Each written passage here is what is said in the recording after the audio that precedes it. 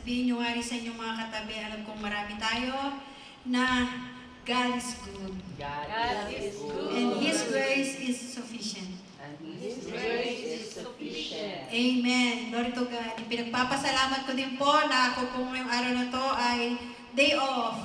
Amen. At totoo po na maraming pumapasok sa isip ko at marami akong gustong gawin. Amen. Na lalo akong na-stress. Amen. Dahil ang gusto ko po talaga ay maglinis. Pero I need to, kailangan ko i-divide yung oras ko. But Lord, I'm standing here not because I am Annie, but because I am your servant. Amen. Amen. So, glory to God dahil minsan pa muli ako ay binigyan ng pagkakataon na makapag-share sa awa at grasya. Thank you, Miles. Amen. So, grace. Most of po sa inyo lahat, dahil po sa GC, alam nyo na po ang magiging topic ngayong gabi. Grace. Ano po ba ang grace? For sure, alam na po natin itong grace na to. Dahil tayo po ay mga mananampalataya na yan. Si Grace, si Miss Grace, si Sister Grace Notarion ba yan? Si Grace Salazar? Ano ba yan? So, hindi po yung pangalan. Grace Banyaga. Banyaga, si Grace Banyaga, Sister Grace Banyaga. So, grace. Pag naisip niyo po ang salitang grace, ano pong biglang nasa isip niyo? Grace and mercy. Wala kayong maisip. Gift. Gift. Gracia. Gracia at mercy. Gracia. Grace. Ano naman yung blessing? Pagpapala. Pagpapala. Biyaya. Ano ang grace? Gracia. Pag binigyan ka ng blessing, Gracia ng Panginoon. gracia sa Diyos. Ang grace. Awa ng Diyos. How deserved. Yun. Sabi ko na, iisip ko nga tulog, alam na nila tong grace eh. Hindi na bago sa atin ang salitang grace. We are living in our faith through Jesus Christ who put His grace on us through Jesus Christ. So sabi gano'n, ano nga ba ang grace? Sabi ni Google. Ang passage pala yun. So what is grace? The most common definition po ng grace na na-search ko sa Google is undeserved kindness or undeserved favor. Paano po ba yan? Wala kang ka-effort-effort. Binigay sa'yo. Yung iba nga nabibigyan na masama palungon. So, God's grace is undeserved because there's nothing we can give Him that He doesn't already own. Mali po ako, typo error po yan. So, wala na po tayong pwedeng ibalik. Kasi lahat meron na siya. Na hindi mo pwedeng naalala ko yung sharing kagabi. Sabi ni Sister Lizelle na sa buong buhay niya na lahat ng mga ginamit ni Lord na tumulong sa kanya, unti-unti na ibabalik niya yung kabutihan na yun. Diba? Na ibabalik. So, yun, favor yun, diba? Na hindi naman siguro dahil undeserved niya yon, pero nakitaan siya ng mga taong tumulong sa kanya to show the kindness and favor sa kanya. Pero sa Diyos, hindi talaga natin yun deserve. So, everything we may think we own, actually not. Tayo po talaga sa totoong buhay lang, tayo ay nabuhay sa ibabaw ng mundo para mapunta sa impyerno. Yun po tayo. Di ba kaya nga tayo para mga zombie nung hindi pa tayo nakakakilala sa Diyos, na tayo ay wala na, para tayong zombie dahil namumuhay tayo, nabubuhay tayo, pero tayo ay actually mga patay na. Di ba? Kasi kung wala si Kristo sa buhay natin, di ba, ang kabayaran ng kasalanan ay kamatayan. Sure na tayo, mula nung tayo pinanganak, tayo ay, kumbaga, parang ano ka na, ready ka na, going to hell. Parang wala na ring effort si Satan na tignan-tignan pa tayo kasi sure na mapupunta tayo sa impyerno. But through Jesus Christ, we can call our God, our Father. Hindi po ba? So, grace, mapunta tayo sa grace. So, this is undeserved. Hindi natin deserve, hindi rin natin in-earn. So, pumunta po tayo sa passage. Sa passage po natin ay nasa Mark. Mark, actually, mahaba po yan. Pero dahil dito lang po tayo mag-focus. Sa Mark 10, 35 to 37, maaari po tayo tumayo at basahin po natin. Bigyan po natin ng respect ang salita ng ating Panginoon. So it is in Mark 10, chapter 10, verse 35 to 37. Then James and John, the son of Zebedee, came to him. Teacher, they said, we want you to do for us whatever we ask. What do you want me to do for you? He asked. They replied, let one of us sit at your right and the other at your left in your glory. Yes, Lord, maraming salamat, Panginoon ko, Lord God, sa iyong salita, Panginoon. Lord, bibili, Panginoon ko, Lord, na iyong salita ay buhay at ito'y nagbibigay buhay sa bawat isa. Lord, Holy Spirit, be with us. Lord, ikaw ang manguna, ikaw ang magsabi. Let your will be done, not my will, O God, for your own glory. In Jesus' name, our Savior. Amen. Amen. Amen. So, nung nabasa ko po ito, sabi ko, ang taray, grabe. Nag-iisip ako, bakit kaya yun yung word na yun? We want you to do for us whatever we ask. Bakit kaya gano'n yung pagkakasabi? So, sa passage na po yan, sa Mark 10, andyan na po, inulit na po na naman ni Jesus kung paano siya mamamatay at mabubuhay muli. So, yung big event, almost parating na. So, nagsabi na naman siya sa mga disipulo niya. And knowing James and John, so isa po sila sa mga disipulo ng ating Jesucristo that time. So, sino po ba si James and John? Sino po si James and John? Sila po ay magkapatid. Ang tatay po nila ay si Zebedee, na isang fisherman. Pero siyempre, hindi lang siya basta-basta pala, isa siyang negosyante.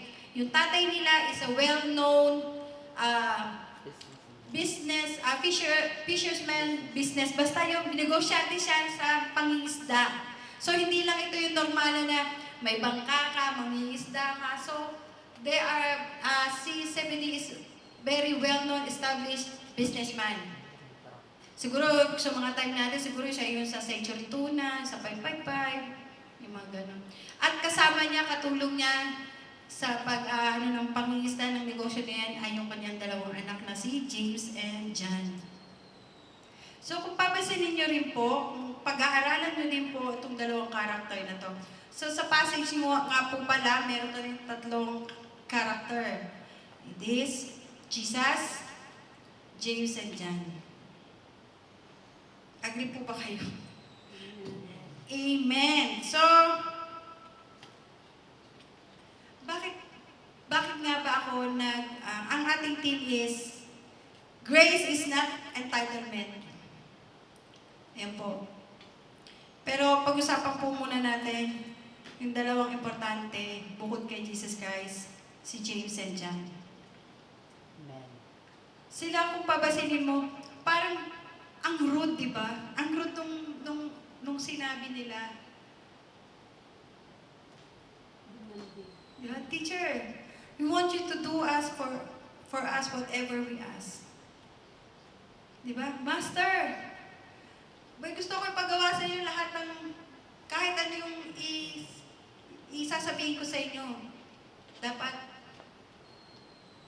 i-grant nyo sa akin.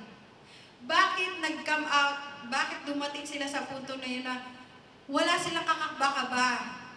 Di siguro sila nag-second thought na sabihin nila yon kay Jesus yung request na yon.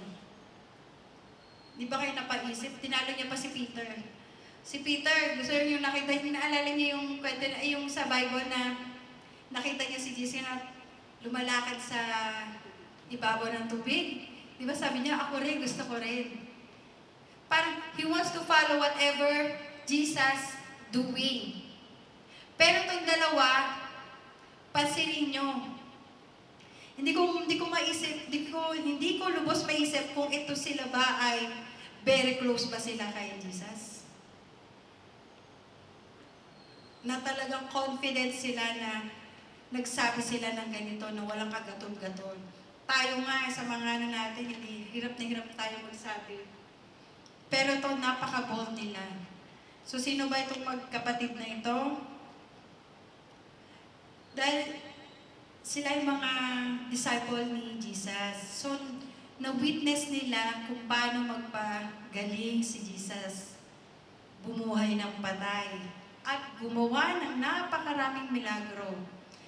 Nakita nila, hindi lang basta nila narinig. Nakita nila, nasaksihan nila. At naririnig nila na ang mga tao, kasi wala pa silang idea na kung ano yung mga sinasabi ni Jesus Christ na event na mangyayari sa buhay niya.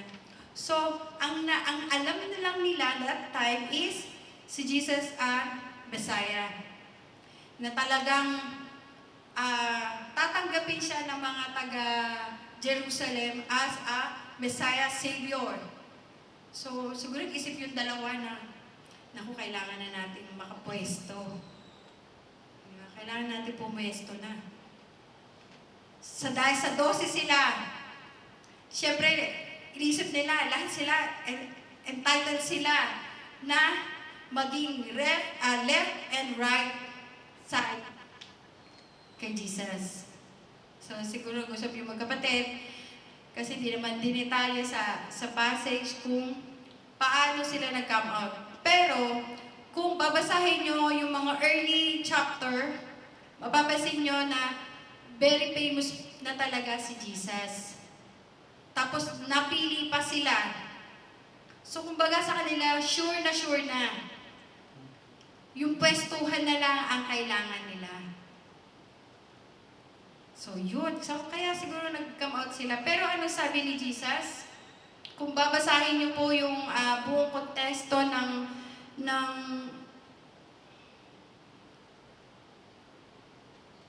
sorry, hanggang ngayon hindi pa ako maka-get over dito.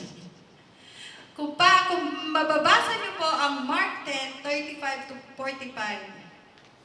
Ayan po. Inano dyan ni Jesus kahit sinagot niya na sabing ganon, what do you want me to do to you? Sa verse 36 po, sabi 37, let one of us sit at your right and the other at your left in your glory. Sa 38, you don't know what you are asking. Totoo naman po talaga. Yung time at very moment na inas po nila yung kay Jesus, wala po silang kaalam-alam. Ang alam lang talaga nila kung ano yung nasaksihan ng mata nila. Kasi witness sila eh. Kasama nila si Jesus. So sabing gano'n, di ba? You don't know what you are asking, Jesus said. Can you drink the cup I drink or be baptized with the baptism I am baptized with? So si Jesus po, mapapansin niyo po kung total nag-aaral na talaga tayo ng salita ng Diyos, na mahilig po siya sa metaphor. Yan, mahilig po siyang ganon. Hindi directly, talagang mapapaisip ka. Pero ang sinasabi po dito ni Jesus ay yung kanyang pagkamatay. Kaya nyo ba yung gawin, yung mamatay, magdusa? Pero hindi yun naiintindihan nung dalawa ni James and John. Ang sa kanila lang is, dahil close tayo, dahil disciple mo kami, kailangan makapwesto kami. So that's why, kung pag-aaralan din po, nahiwagaan din po ako, bakit biglang nag-cling na grace is not entitlement. And this passage, ano nga, nung nagsabi ako kay Brother Joseph nito, sabi niya, sister, ito yung mas magandang passage. Sabi ko, brother, medyo na ano po ako na yung kay James and John. So, nag-agree si Brother Joseph. Siguro naisip niya na God reveals to you in a different way, and I believe it's the Holy Spirit that will give us the right message tonight. Amen. So, si John and James. So, ang team po natin is, grace is not entitlement. Sorry po. Grace is not entitlement. Ito po, very famous po to pagdating sa grace. Ephesians 2:8-9. For it is by grace you have been saved through faith, and this is not from yourselves. It is the gift of God. Katulad nga na sinabi kanina ni Brother Marieto, ang grace ay regalo. Not by work, so that no one can boast. Amen. Magandang memory verse, actually. Very famous siya na kahit di mo siya kabisado, pag narinig mo yon, yes, that is Ephesians 2:8-9 yan. So, sinabing gano'n na, kaya namin yun, sabi. Kung babasahin nyo pa hanggang 45 na, kaya namin gawin yung sinasabi mo na yung mababaptize kami kung saan ka binaptize, and iinumin din namin, we will drink the cup.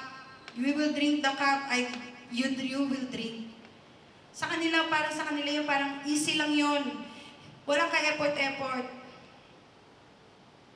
Pero pansinin nyo, bakit ako nag-come out sa grace is not entitlement? Pansinin nyo po yung dalawang character. Dahil tingin nila, they are, anong tawag doon? Nakalimutan ko na po ang tamang word. They are, deserve nila.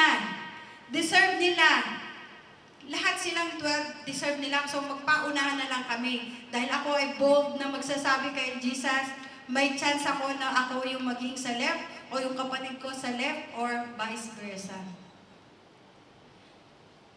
Dahil, ando doon sila, deserve. Paano tayo? We make sometimes grace as an excuses.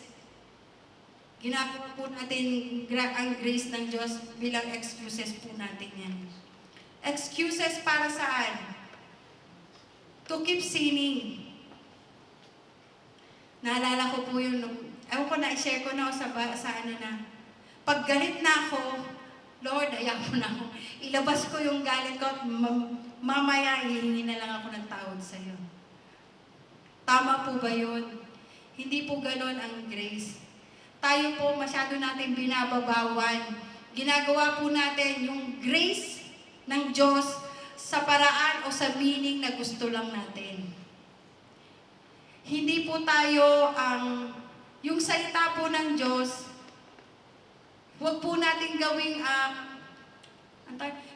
siya yung mag-adjust para sa kailangan natin. Ang grace na kailangan ko is this. Kailangan kong maging excuse siya sa mga nagagawa kong kasalanan. At tandaan po natin, ang totoo po talaga na natanggap nyo ang grace. Natanggap natin ang grace na mula sa Diyos. We are free. Malaya na tayo. Hindi dahil nagsisimba tayo lagi-lagi, nagta-tithes and offering tayo, hindi tayo nalilate, hindi tayo natutulog kapag merong nagpipreach, at talagang pag praise and worship talaga sumasayaw at kumakanta at sumasamba sa ating Panginoon. Hindi po yun ang batayan ng grace. So wag din po natin gawing excuses yun. Sister Annie, lahat naman talaga tayo nagkakasala. Totoo naman talaga yun. Pero kung maiintindihan nyo ang salitang grasya na undeserved, favor, kindness.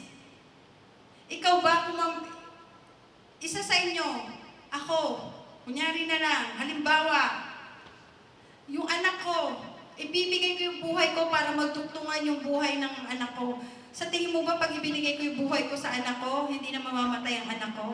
For a certain period, yes. Pero kung hindi inalaw yun ni Lord, di dalawa na kayong namatay. You get what I mean?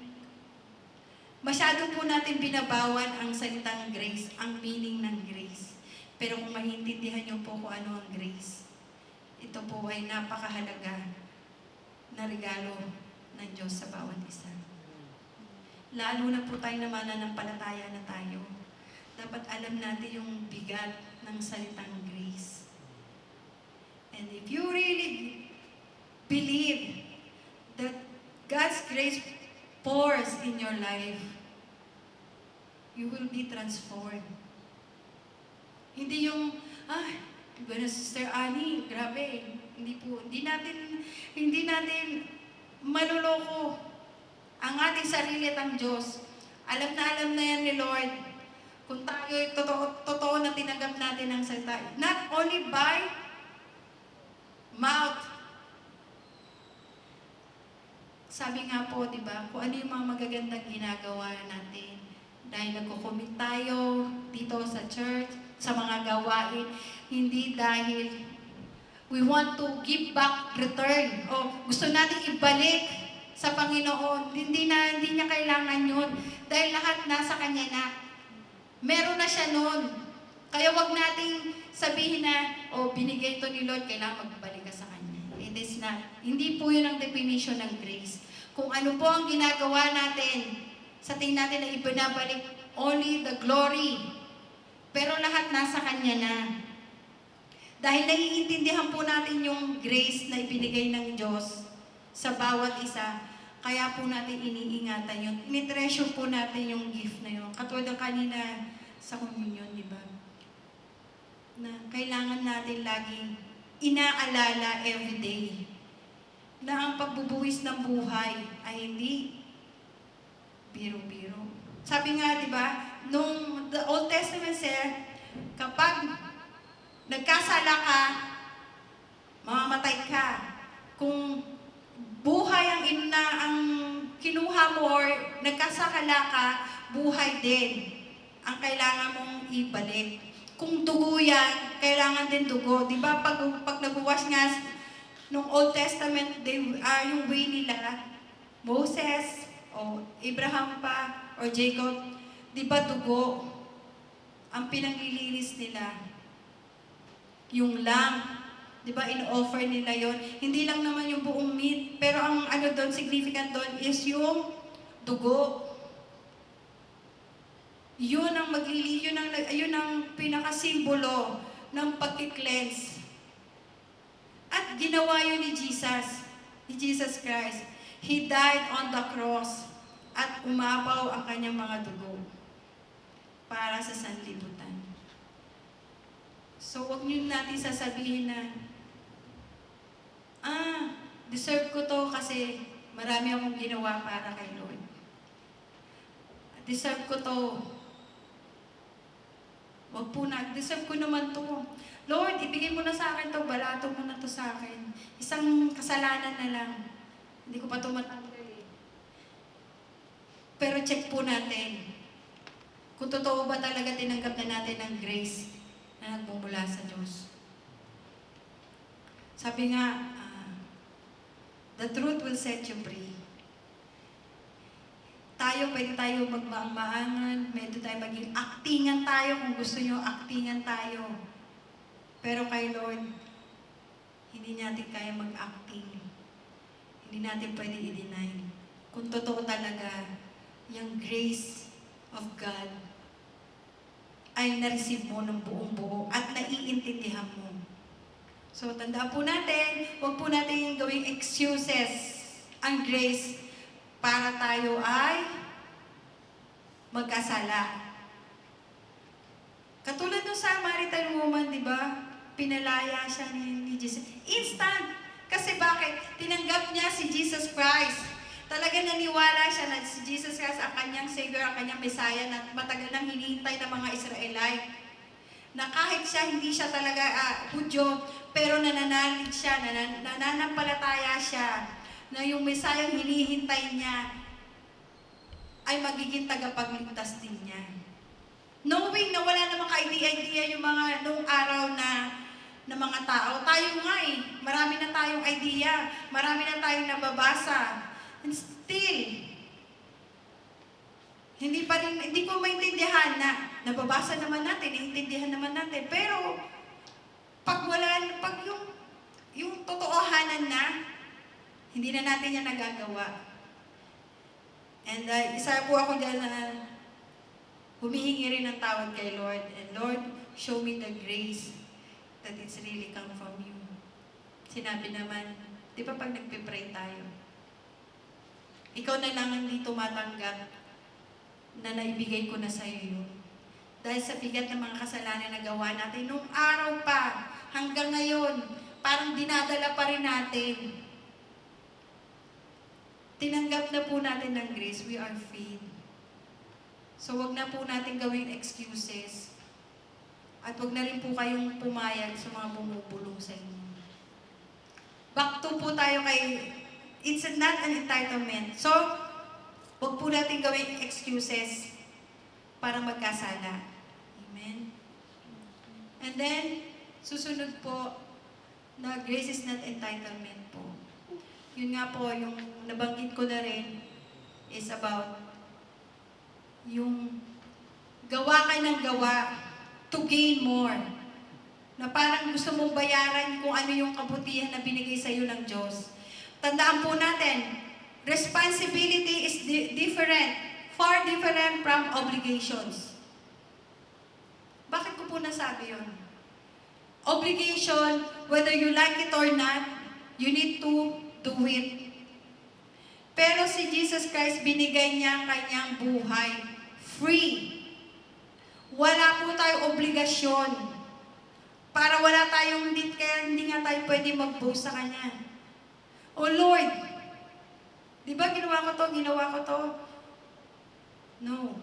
Kahit ibigay mo pa ang buhay mo kay Kristo, kahit gumawa ka pa lahat, kung mali ang puso mo, sa pagtanggap mo to sa grasya at awa ng Diyos, hindi mo pa rin natanggap yun.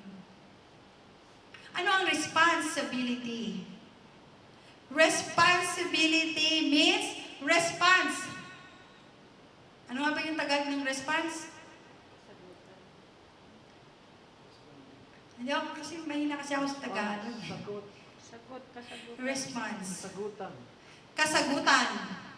Amen. So, ano ang responsibility? Responsibilidad. Kasagutan. Pagtugon.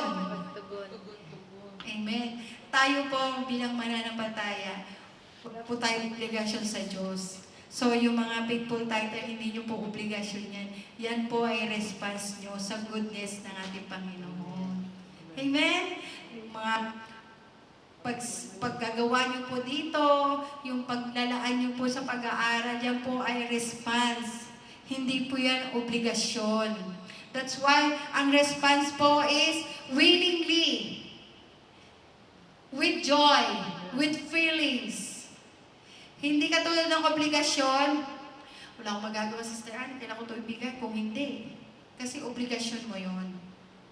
Now that God made me realize ang importansya ng responsibility sa obligations. That is grace. Amen? Tandaan po natin, ang grace, hindi mo pwedeng sabihin, binigyan ako ni Lord ng grasya, kaya obligasyon ko itong gawin para sa Kanya. No. Wala po tayong dapat gawin na ganun. Wala po tayong obligasyon sa Kanya. Pero dahil tayo ay nagre-response sa kabutihan ng Diyos, nagre-response po tayo being grateful na tayo ay saved dahil kay Jesucristo.